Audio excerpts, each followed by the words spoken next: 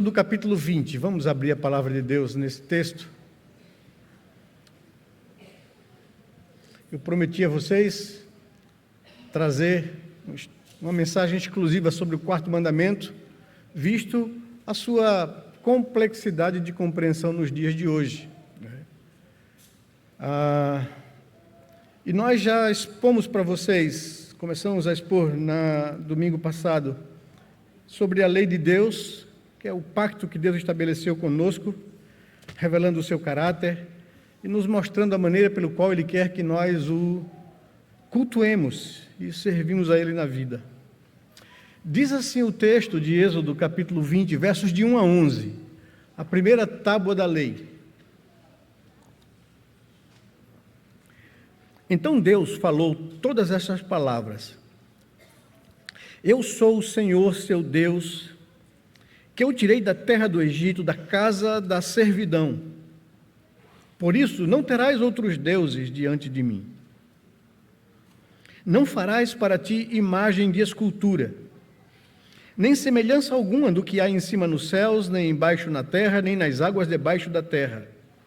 Não adore essas coisas, nem preste culto a elas, porque eu, o Senhor, seu Deus, sou Deus zeloso, que visito a iniquidade dos pais nos filhos, até a terceira e quarta geração daqueles que me odeiam. Mas faço misericórdia até 1000 gerações daqueles que me amam e guardam os meus mandamentos. Não tome o nome do Senhor, seu Deus, em vão, porque o Senhor não terá por inocente o que tomar o seu nome em vão.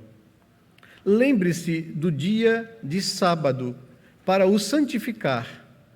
6 dias você trabalhará e fará toda a sua obra, mas o 7º dia é o sábado dedicado ao Senhor, seu Deus. Não faça nenhum trabalho nesse dia, nem você, nem o seu filho, nem a sua filha, nem o seu servo, nem a sua serva, nem o seu animal, nem o estrangeiro das suas portas para dentro. Porque em 6 dias o Senhor fez os céus e a terra, o mar e tudo o que neles há, e ao 7º dia descansou. Por isso o Senhor abençoou o dia de sábado e o santificou. Até aqui, primeira tábua da lei. Vamos orar ao Senhor, pedir a sua orientação.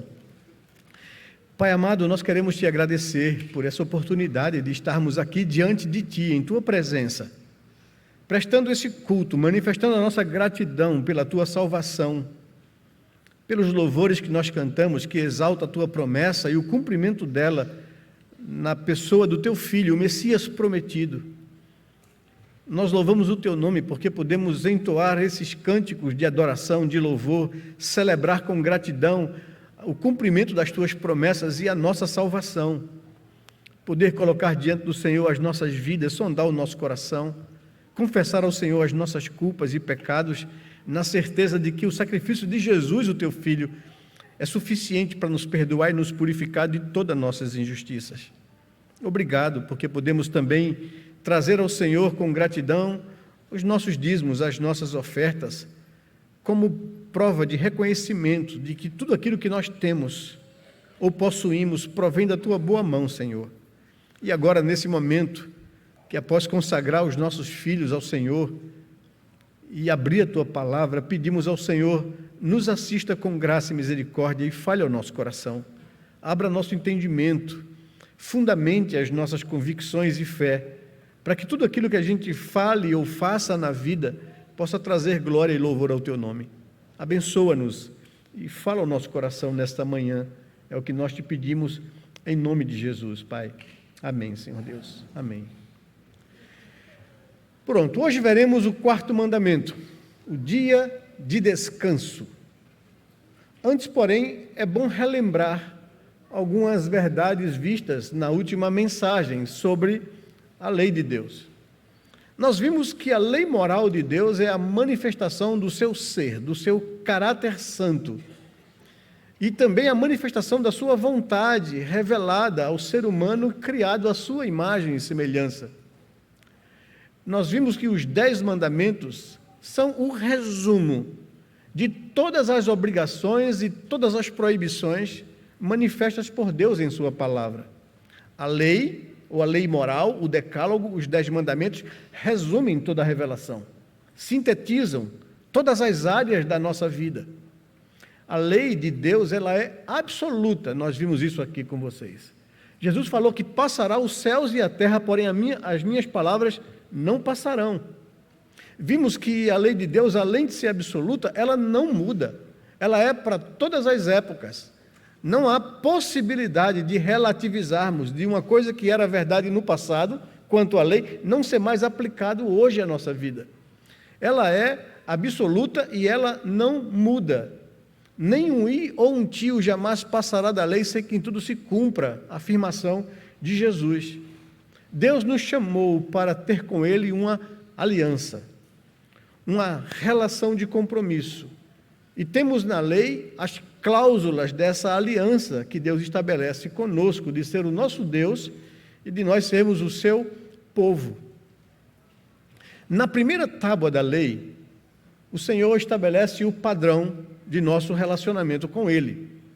Ali, nós encontramos todas as orientações de como Deus quer ser adorado, de como nós podemos conviver com Ele e prestarmos culto, o culto que Ele é devido.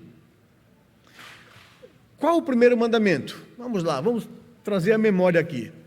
Vamos dizer todos juntos? Vocês sabem?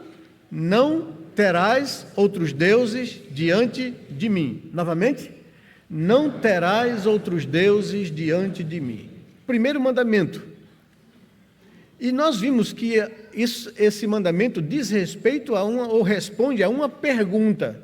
E qual é a pergunta que esse mandamento aqui responde? Quem é que deve ser adorado?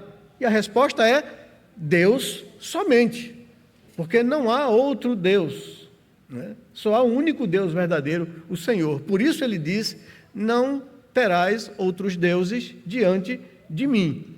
E nós aprendemos aqui que o nosso coração, quando rompeu com Deus por causa da queda, ele é um coração que foi criado para Deus.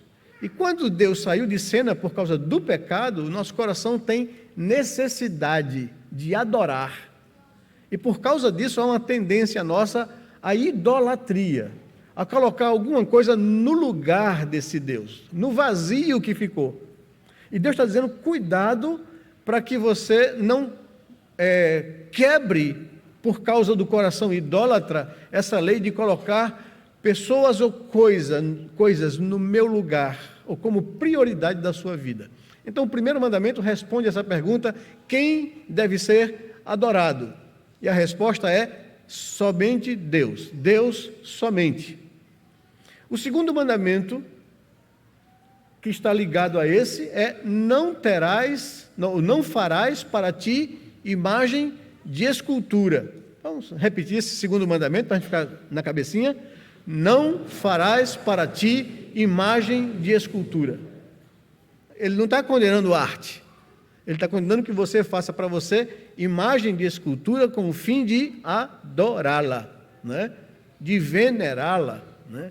De se prostrar diante da imagem. Não fará para ti imagem de escultura, semelhança alguma do que há em cima nos céus, embaixo na terra, nas águas debaixo da terra. Não as adorarás, nem lhes darás culto. Não é? Então, é esse o segundo mandamento. E esse mandamento responde a uma outra pergunta. Enquanto o primeiro mandamento responde à pergunta quem deve ser adorado, o segundo mandamento responde à pergunta como nós devemos adorar a Deus. Né? E a resposta a essa pergunta aqui é, ele deve ser adorado somente em espírito e em verdade. Né? Porque Deus é espírito. E importa que os seus adoradores o adorem em espírito e em verdade, e não através de imagens. Porque Deus não tem uma forma. E a gente não pode dar uma forma a Deus. Não através de imagem de escultura, ou também nós aprendemos através da imaginação humana. Não é de acordo com a nossa imaginação, mas de acordo com a revelação da palavra de Deus. Esse é o segundo mandamento. Como devemos adorar a Deus? Devemos adorar a Deus em espírito e em verdade, ou pelo Espírito, e aí aponta para o Espírito Santo, quem é que vai nos conduzir a toda a verdade? E a verdade aqui é a palavra revelada de Deus. O terceiro mandamento que nós vimos aqui com vocês foi: não tomarás o nome do Senhor teu Deus em vão. Vamos repetir? Não tomarás o nome do Senhor teu Deus em vão. Vimos aqui que o terceiro mandamento responde à pergunta: qual deve ser nossa atitude para com Deus em adoração, em culto? Quem deve ser adorado? Como deve ser adorado e qual deve ser a nossa atitude diante de Deus, em culto ou na vida também. Vimos que a resposta é que devemos ter reverência e santo temor, não tratando as coisas de Deus, o nome de Deus com leviandade, honrando o seu nome e assumindo os nossos votos e compromissos feitos diante dele. Deixe-me dar um exemplo daquilo que foi feito aqui na família de Eduardo, no batismo de Tito, seu filho. Né? Eduardo, sua família, sua esposa, vieram aqui na frente para se comprometer diante de Deus, de educar o seu filhinho nos caminhos do Senhor, de ensinar a ele a palavra de Deus, de orar por ele e de ser exemplo de vida a ele. Isso é um compromisso assumido diante de Deus. E um compromisso que deve levar a sério isso, porque eu fiz um voto a Deus diante das pessoas pela vida do meu filho. Quando uma família ou qualquer pessoa, sei lá, na profissão de fé, no seu batismo aqui, ou em qualquer outra coisa, assume compromissos que não tem a intenção verdadeira de cumprir, que não leva a sério, ele está sendo leviano. Ele está tomando o nome de Deus em vão. E o texto nos diz que Deus não terá por inocente aquele que tomar o seu nome em vão. Que eu devo levar Deus, as coisas de Deus e o meu compromisso com Ele a sério. Lidar com reverência, com santo temor, porque eu estou lidando com Deus, o meu Criador, o Senhor da história, que deu a vida do seu Filho por mim, pelas minhas culpas e pecados. E Deus não terá por inocente aquele que tomar o seu nome em vão, ou tratar as suas coisas de forma leviana. Isso implica que nós vimos aqui com vocês, que um momento de culto deve ser um momento muito consciente de diante de quem nós estamos. Nós estamos aqui diante de Deus, que nos fez um convite para gozar da sua presença. E nós não devemos chegar aqui de qualquer jeito, ou estar com o nosso coração distante de Deus, ou louvar a Deus com a nossa boca, mas o coração está longe disso. Devemos ter uma atitude que agrada a Deus, uma atitude correta, de compromisso com Deus. É disso que trata o terceiro mandamento. Santo temor, não tratando com leviandade as coisas de Deus, honrando o seu nome e assumindo os nossos votos e compromissos firmados diante dele. Agora, estamos diante do quarto mandamento. Lembra-te do dia de sábado para o santificar. Esse mandamento procura responder à pergunta: quando? Quando nós devemos cultuar a Deus? Devemos cultuar a Deus, e somente a Ele. Devemos fazê-lo não através da imaginação humana, ou de imagens de escultura, né? Fazendo representações da divindade, ou das coisas divinas ou sagradas. Devemos ter uma atitude de santa reverência. E quando nós devemos fazer isso? Né?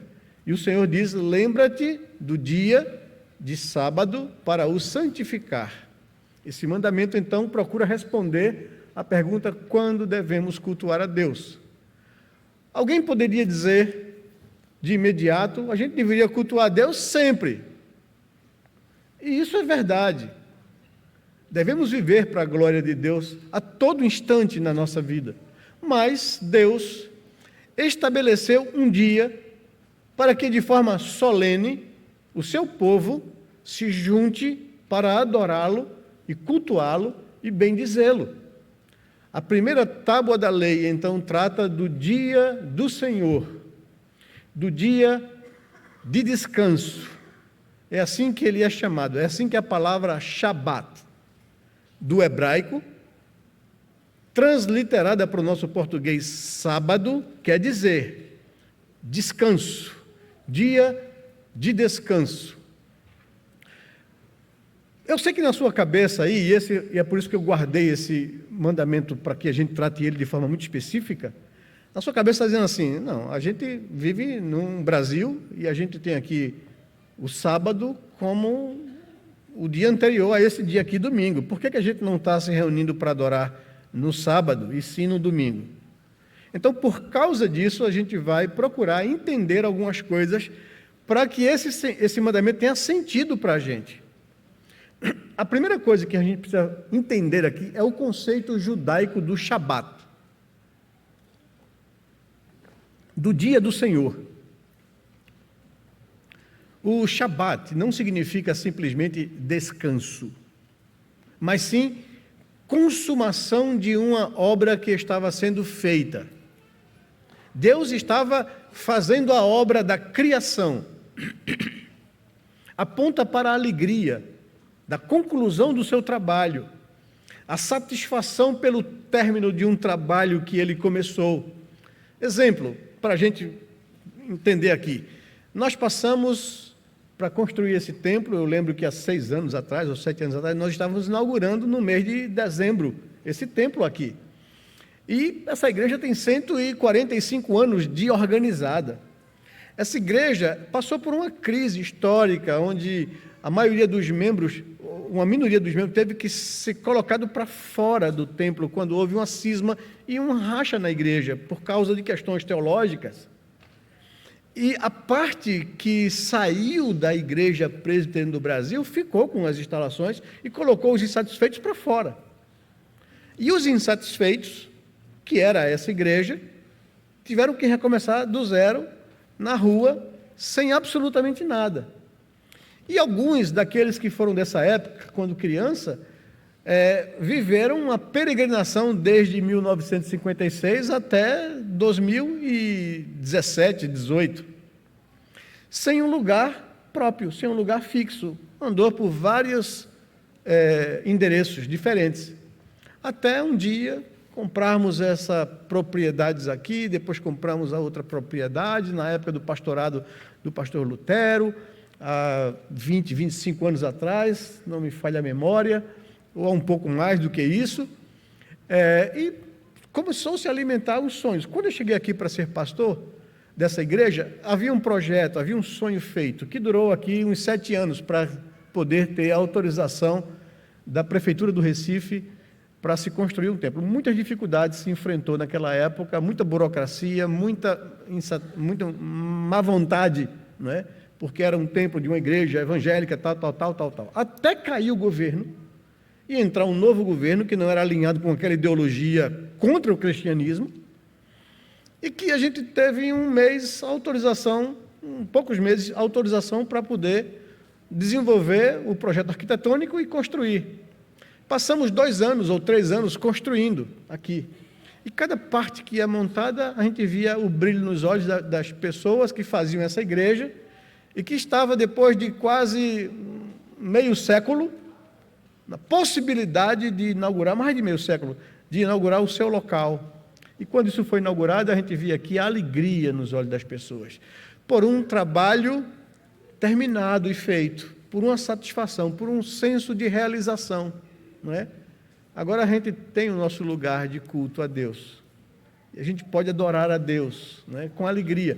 Então, essa satisfação de uma obra feita, de um trabalho realizado, é disso que trata o coração de Deus ao terminar a sua obra, de ver e contemplar o que ele fez, de ver que tudo era muito bom, e ele então separou aquele dia para um dia de contemplação, para um dia de descanso, para um dia de alegria, não é? Pela obra terminada. Então a palavra Shabat, no contexto judaico, significa isso. Não é que Deus estava cansado e teve que descansar, é que Deus parou para contemplar a obra que ele acabara de fazer da criação. É esse o sentido dessa palavra. Deus tinha terminado a obra da criação e ele estava se alegrando no trabalho que ele mesmo realizou, no seu trabalho. Ele então separou esse dia, ele santificou esse dia. E para quem ele santificou? Foi para o homem, coroa da sua criação, para que o homem, coroa da sua criação, tivesse comunhão com ele nesse dia. Observe que mesmo antes da queda acontecer, Deus providenciou esse dia, um dia em que o homem pararia toda a sua obra, todo o seu trabalho, para ter mais tempo de estar com Deus e gozar da comunhão com Ele. Era esse o intuito de Deus ao santificar e separar esse dia. Deus não só separou este dia, mas também Ele o abençoou, diz o texto. Ao longo da história, houve muitas tentativas para tirar a importância desse dia. E essas tentativas procuravam negar a bênção desse dia, ou a sua singularidade, e mesmo entre cristãos. Eu lembro que, antes dos cristãos, na Revolução Francesa, tentou-se quebrar esse conceito estabelecido no mundo do domingo, do dia santificado, do dia onde as pessoas trabalhavam, paravam do seu trabalho, não tinha atividade senão atividades religiosas de adoração. A Revolução Francesa foi contra isso e quebrou esse negócio de um descanso a cada 7 dias e colocou agora um descanso vai ser a cada 10 dias. Não funcionou. Mas mesmo entre cristãos, e talvez entre você mesmo, você já falou isso algumas vezes, quando se deparou com esse mandamento ou com um debate, que muitas vezes é acalorado acerca desse mandamento, dizendo assim, todos os dias são iguais. Ou, às vezes, algumas pessoas querem tornar esse dia um dia pesado, um dia triste, cheio de proibições, não pode isso, não pode aquilo, ou não pode aquilo outro. E a gente vê esse debate no meio cristão. Uns dizem todos os dias são iguais, não há dia especial ou singular, e outros dizem não, tem que ser, esse dia tem que ser dessa forma, que não pode isso, não pode aquilo outro. Ou torna um dia iguais aos outros, e tira a singularidade e a bênção desse dia que Deus colocou, ou então coloca sobre esse dia um peso que ninguém pode suportar. Há todas essas tendências dentro do cristianismo. Alguns têm tomado o dia do Senhor para si e dito, este é o meu dia, é o dia do meu descanso, é o dia do meu lazer, e tira a santidade desse dia, reduzindo o conceito de descanso apenas a lazer. Então, têm sido essas as tentativas de quebrar esse mandamento, essa singularidade, esse dia especial, esse dia abençoado que Deus estabeleceu. Então, o conceito judaico é esse conceito de contemplação, de gratidão, de celebração da obra realizada, da obra feita. Mas também, o que a Bíblia ensina sobre esse dia, para que a gente possa ter um bom fundamento na Escritura? Antes, vejamos algumas curiosidades que nos servem como argumentos extras bíblicos sobre a singularidade do sábado, ou do Shabat. Muitos povos guardam esse dia. Os assírios guardavam esse dia. Os egípcios guardavam esse dia. Os gregos guardavam esse dia. Os romanos guardaram esse dia. Ou seja, não era só o povo judeu, o povo de Israel, que tinha esse conceito porque Deus entregou a lei. Todos os povos da antiguidade tinham esse conceito de guardar esse dia. De onde vem isso? De onde eles tiraram isso? Já que eles não tinham conhecimento da lei de Deus dada ao povo de Israel, tiraram isso do próprio conhecimento geral da criação. Também, antes mesmo da entrega da lei, o povo judeu já guardava esse dia, antes de Moisés entregar a lei. Eles já guardavam esse dia. Vocês lembram, por exemplo, do maná no deserto? né? Eles não tinham recebido a lei ainda. Mas o que é que Deus disse? Deus enviaria o maná todos os dias, eles recolheriam de manhã o maná, mas no sexto dia, eles não podiam recolher nada além daquilo que dava para a sua alimentação familiar. Se eles pegassem a mais, apodrecia, que eles não podiam guardar para outro dia, porque Deus queria que eles confiassem na providência de Deus diariamente. Mas o sexto dia, não. No sexto dia, eles tinham que pegar a porção dobrada, porque no sétimo dia não viria o maná dos céus. Veja, antes da lei, e o povo já observava isso, né, de colocar o sexto dia, o sétimo dia, como um dia especial. Também nós já pregamos aqui para vocês sobre os filhos de Adão e Eva, Caim e Abel, que após o fim de semana de trabalho, vieram prestar sacrifícios a Deus em culto.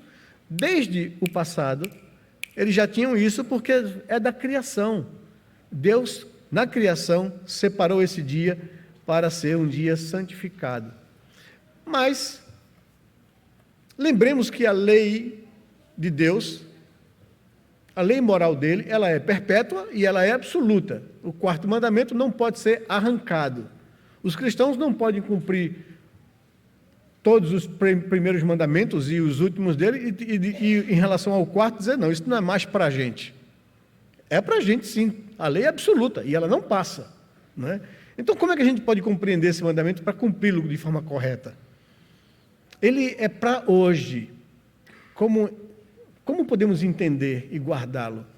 Devemos observar o sétimo dia, o último da semana? Ou por que os cristãos começaram a guardar o primeiro dia da semana, o domingo, em lugar do sábado? Como é que isso pode ser explicado biblicamente ou compreendido? Ou se é correto o que os cristãos fazem? Ou se os adventistas do sétimo dia estão com a razão ao nos acusar de quebrar o princípio do quarto mandamento? Como é? O que é corretamente? E o que é guardar esse dia de forma como a palavra de Deus nos diz? Então, o Shabat, apesar de ser transliterado para o nosso calendário como sábado, não quer e nem pode ser reduzido apenas ao sétimo dia. E aqui eu vou construir com vocês o princípio da compreensão cristã. O princípio aqui estabelecido é um dia a cada 7 dias de trabalho. Esse é o princípio. A razão é a obra da criação, né? Porque em 6 dias Deus criou os céus e a terra, e no sábado ele parou a criação, ele terminou a criação e ele contemplou o que fez. Por ser universal e não apenas para os judeus, é assim que funciona para todas as pessoas. Mesmo o estrangeiro que não podia participar da Páscoa deveria guardar o Shabat. O versículo 10 no final diz isso: nem você, nem o seu filho, nem a sua filha, nem o seu servo, nem o seu animal, nem a sua serva, nem o estrangeiro que está dentro das suas portas poderá trabalhar, guardará e observará esse dia. Porém, o estrangeiro não podia participar da Páscoa, mas tinha que guardar o Shabat. Também a palavra lembre-se no verso 8, que começa esse mandamento, está no texto hebraico como um particípio. Ou seja, a melhor tradução seria lembrando-se. O povo deveria trabalhar 6 dias, lembrando-se do Shabat, para o santificar. Após a queda, o suor, as dificuldades do dia a dia de trabalho, são consequência do pecado e da queda, da desobediência. O Shabat seria o alívio esperado do fardo que a queda impôs ao ser humano. Lembre-se do Shabat, olhe para o Shabat, espere com expectativa o descanso prometido. Trabalhe arduamente na segunda-feira, na terça, na quarta, na quinta, na sexta, na expectativa do Shabat, do descanso, do alívio, que o seu trabalho vai valer a pena, que ele é digno e que você vai poder descansar do seu trabalho diante de Deus, quem criou o trabalho que dignifica o ser humano. Esse é um conceito que está embutido nesse mandamento. Agora, não olhe só para o trabalho dos 6 dias. Deus não iria dar um mandamento absoluto como este para tão pouco. E é nisso que nós entendemos que os sabatistas cometem um erro ao reduzir o quarto mandamento apenas a isso. Todos os mandamentos que nós temos aprendido aqui, ele aborda um aspecto da vida. E não seria diferente com o quarto mandamento. Então, o que o quarto mandamento quer falar? Sobre que descanso ele fala. E não olhe só para isso como se fosse apenas reduzir a isso. Toda a lei aponta para o Messias, para a sua obra. Cristo é o verdadeiro sentido e cumprimento da lei. Ele mesmo disse: eu não vim para revogar a lei, eu vim para cumpri-la, para dar completude à lei, sentido à lei. Todo o Antigo Testamento olhava para frente. Todos os sacrifícios, todos os rituais cerimoniais apontam para quando Jesus, o Messias de Israel, viria. A lei aponta para o Messias. O quarto mandamento aponta para o Messias.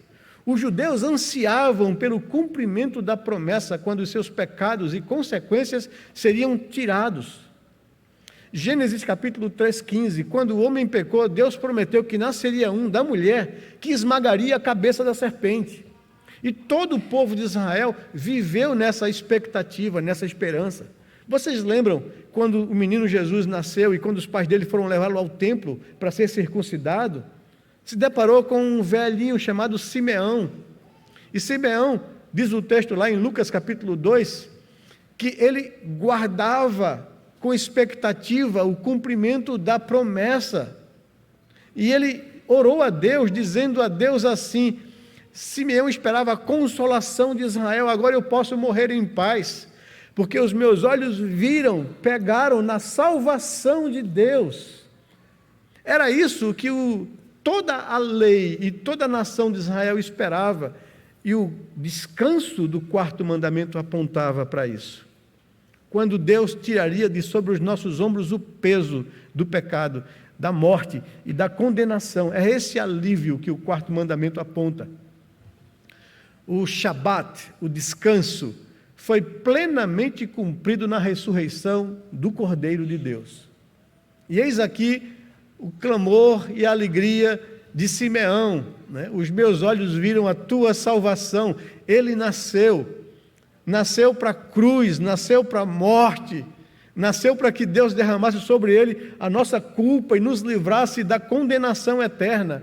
O Shabat foi plenamente cumprido na ressurreição de Jesus, na vitória do Cordeiro sobre a morte. Por este motivo, os discípulos começaram a guardar o primeiro dia da semana e não mais o sétimo. Jesus ressuscitou ao terceiro dia, após sua morte na sexta-feira, no sexto dia. Passou o sábado sob o domínio da morte e ressurgiu vitorioso ao terceiro dia, o primeiro da semana, o primeiro dia de uma nova criação pela redenção realizada na cruz. É a esperança de Israel, é o cumprimento das promessas, é o alívio que Deus trouxe à nação e ao mundo. É o cumprimento da promessa feita a Abraão: sai da tua terra, sai da tua parentela, de ti farei uma grande nação. Abençoarei os que te abençoarem, amaldiçoarei os que te amaldiçoarem. Em ti, Abraão, e na tua descendência, todas as famílias da terra serão abençoadas. Está aqui o cumprimento, não apenas o nascimento de Jesus, mas a sua cruz, a sua morte, a sua redenção. Não é? E é isso que se celebra aqui no dia do Senhor. O que é que nós viemos fazer aqui no domingo? Nós viemos agradecer a Deus e celebrar a vitória do Cordeiro sobre a morte. Todos os domingos, nós celebramos aqui o cumprimento da promessa de Deus. Ele enviou seu Filho, nascido de mulher, nascido sob a lei. Ele viveu sem pecado, foi tentado em todas as coisas à nossa semelhança, mas com uma diferença: ele não cometeu pecado. E como um justo, se entregou à morte em nosso lugar. Foi punido no nosso lugar. Foi esmagado pelas nossas transgressões. E agora, aquilo que nos traz a paz foi castigado nele, para que nós não fôssemos mais condenados e sim reconciliados com Deus. E não somente isso, ele não ficou na morte, ele venceu a morte. Ao terceiro dia ressurgiu. E é isso que significa a compreensão dos discípulos. Ele ressuscitou, há uma nova criação, a esperança de Israel se cumpriu. Jesus venceu a morte. E é isso que significa a palavra, também agora latina, transliterada para o nosso português. Domingo. Vem da palavra latina Dominus, ou seja, dia do Senhor. O dia do Cordeiro, o dia da vitória de Jesus sobre a morte. Jesus ressuscitou no primeiro dia, abrindo uma nova criação e trazendo alívio da condenação aos nossos corações. Jesus passou, e aqui a coisa mais importante, para que vocês possam entender, para corroborar isso na consciência de seus discípulos, vejamos algumas coisas que o Novo Testamento relata e que nos passa desapercebido. Jesus passou a aparecer ressurreto aos seus discípulos diversas vezes, sempre no primeiro dia da semana. Você observou isso, lendo os evangelhos? João capítulo 20, versículo 1, versículo 19, versículo 26. Vejam o que diz a palavra de Deus. Evangelho de João capítulo 20, falando de Jesus ressurreto. Diz lá o texto, capítulo 20 do Evangelho de João: no primeiro dia da semana, de madrugada, quando ainda estava escuro, Maria Madalena foi ao túmulo e viu que a pedra da entrada tinha sido removida. Aqui se deu a ressurreição. Veja o versículo 19 do mesmo capítulo de João. Jesus passa a aparecer aos discípulos. Mas todos os dias? Não. Sempre no primeiro dia da semana. Verso 19 diz lá o texto que ao cair da tarde daquele dia, o primeiro da semana, estando trancadas as portas da casa onde estavam os discípulos, com medo dos judeus, Jesus veio e se pôs no meio deles, dizendo que a paz esteja com vocês. Veja o verso 26 do mesmo capítulo. Diz lá o texto: passados 8 dias, passados 8 dias, os discípulos de Jesus estavam outra vez reunidos e Tomé estava com eles. Tomé havia duvidado, não estava presente naquele domingo que Jesus apareceu aos discípulos, e que eles ficaram encantados, e quando foram testemunhar isso para Tomé, que não estava presente, ele disse: eu não acredito, só se eu colocar a mão nas chagas dele, do corpo dele, pegar ele e apalpar. Passado 8 dias depois, Jesus não veio lá na segunda-feira para dizer: Tomé, deixa de ser incrédulo.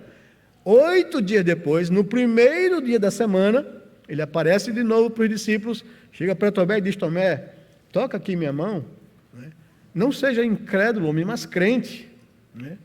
Então, é assim que Jesus começou a cimentar na consciência dos discípulos o valor desse dia, da vitória deles sobre a morte. O derramamento do Espírito Santo ocorrido no dia de Pentecostes foi no primeiro dia da semana. Você lê Atos capítulo 2, versículo 1, não fala isso especificamente, mas você vai lá para Levítico para ver quando é que começava o dia de Pentecostes. E Levíticos capítulo 23, versículo 15 e 16 diz isso. Exatamente assim orienta os judeus a guardarem ou abrirem o Pentecostes, 50 dias após a Páscoa, no primeiro dia após o sábado. Vocês iniciarão, e foi aí exatamente nesse dia, não somente que Jesus ressuscitou, não somente que Jesus aparecia aos seus discípulos, mas o dia de Pentecostes, a inauguração da igreja, o derramar do Espírito Santo, o advento do Espírito Santo aconteceu num domingo. Os apóstolos e os discípulos se reuniam para ouvir a palavra de Deus e partir o pão no primeiro dia da semana. Atos, capítulo 20, versículo 7, vocês vão observar que a igreja, que os discípulos começaram a se reunir nesse dia, nesse primeiro dia da semana.